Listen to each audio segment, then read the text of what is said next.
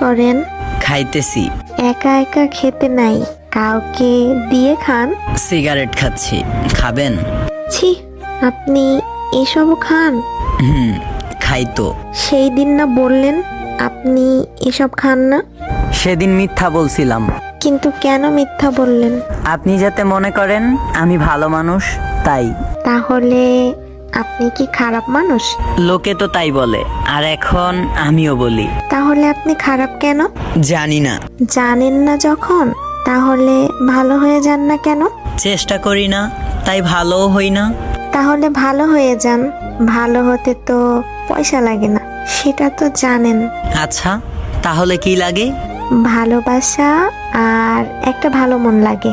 আমার কাছে এই দুইটার কোনোটাই নেই। তাহলে আপনি তো মানুষের মধ্যেই নাই।